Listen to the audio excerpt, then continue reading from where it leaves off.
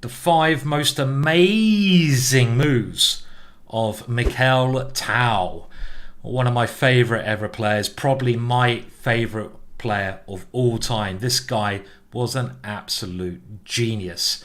Crazy genius, but genius.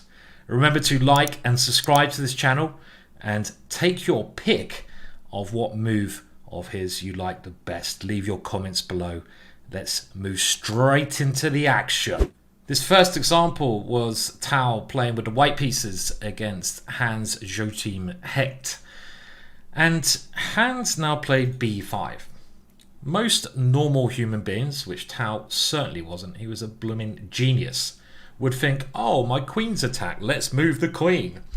But oh, bloomingly, no, no, no. Here he played the amazing pawn takes f6, the first queen sack of his top 5 moves I've picked. And after he loses his queen, that pawn continues rampaging by taking on g7. Tal was often about attacking, keeping his opponent's king stuck in the middle. And here the black king cannot castle anywhere, but he's a queen down. So what on earth was his idea after rook to g8? And of course he saw this move in advance. Can you play in a similar brilliant style to Tal? Bishop to f5. Oh, just imagine sliding that bishop in there. And the point now is this queen has nowhere good to go. There's a rook coming to e1 in a lot of positions. If the queen takes the bishop, knight d6 check wins material back with a fantastic pawn on g7, which will win the game.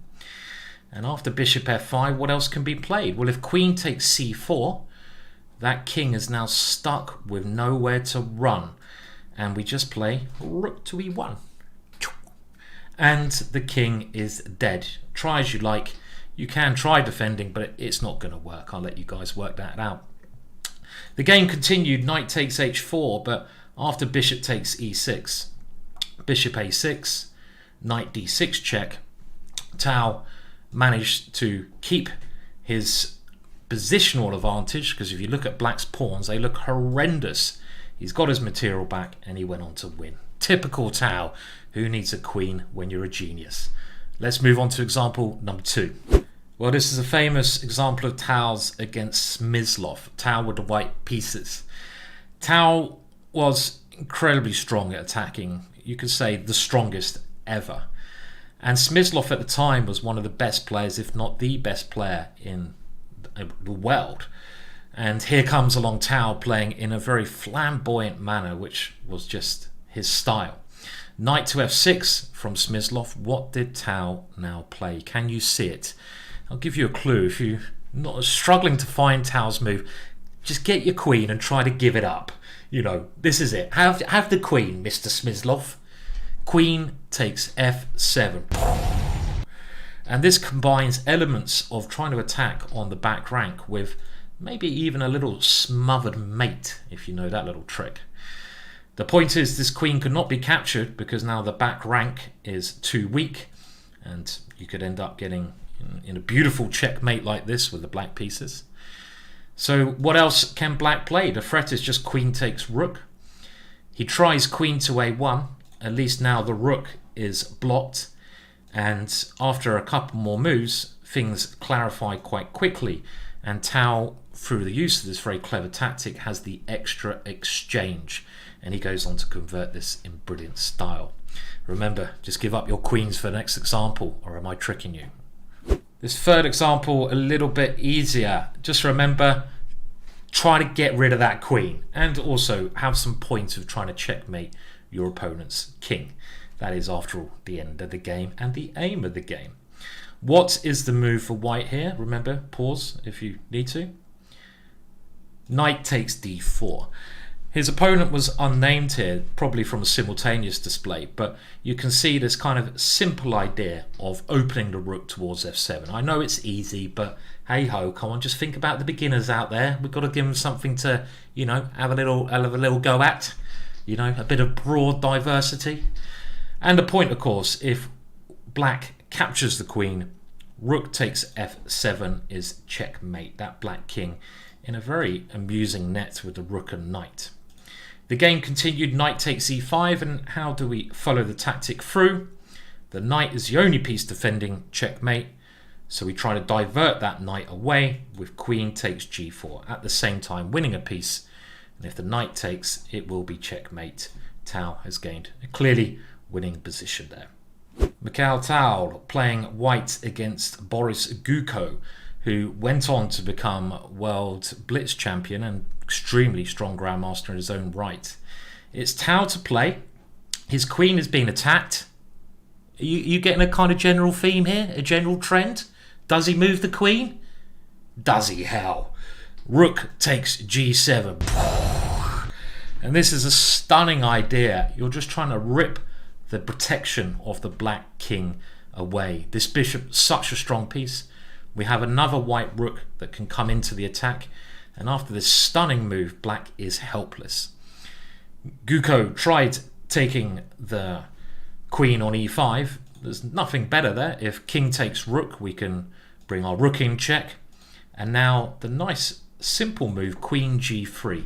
And there's no adequate way for black to stop queen to g7 checkmate. And what is Tal's point after pawn takes e5? Well, this is now a tactic called the windmill. Maybe you're used to the windmill technique. Rook to f7 check. And here, well, if the king goes to g8, we can first play knight takes e7, so the bishop can't get to g5, and then rook to g1, leading to checkmate. So the king tried going to e8, but now rook takes e7, and it's a double check, part of this windmill technique. King to f8, rook to f1 check, king to g8, and now the very smooth and delicate finish. You got it now? Rook on f to f7. With knight to f6 coming, rook to g7 coming, all of Tal's pieces swarming the board in a very picturesque way. A lovely, lovely finish there from the legend. This last example is quite a tough one. You're probably expecting a queen sacrifice, aren't you? Would I do another queen sacrifice? Could I do 5 in a row? Well, Tal has the white pieces against Johan Hjartarson of Iceland, a grandmaster, very strong player. And in this position, he plays a move which is simply astonishing. Can you see it? Rook to c5.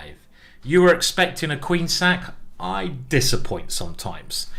And the point of this move, this really bizarre move, which I think is hard to see because we're not capturing anything, we're not really doing anything that is visually like wow, but we are simply threatening to win a pawn, trying to demolish this pawn structure that black has in the center by tempting the base of that to move. If Hjartarson had now taken the rook, we see Tal's idea. He can bust through, knight takes e5, and now there's a deadly discovered check on the agenda.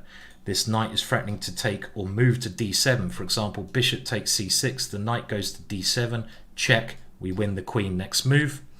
A better defense would be something like knight to f6, trying to block the queen, but after knight takes d7, the knight wins some material and attacks the queen moves, and now simply knight takes c5. These knights are jigging a very nice dance in the center of the board.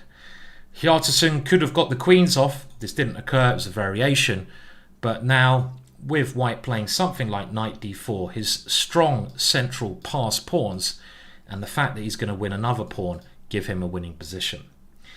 The game ended after this stunning rook c5, queen to a6, but now Tal simply took on b5, picking up a pawn, gaining a winning position, and Hjartarson had no answer to this. So a beautiful way to finish Tal's 5 most amazing moves. Like I've mentioned before, there's so many blooming good Tal moves. Some stunning examples there. Remember to like and subscribe to this video. I could have done 50 Tal brilliant moves, so it's very hard to just find 5, but as you can see, he had a real talent for the attack and for being very generous with his queen. Did you have a favourite move? I'd like you to discuss below. Did you even see that rook c5 move? If you did, you're doing very, very well. Thank you for now. Hopefully I'll be back again soon with more magic.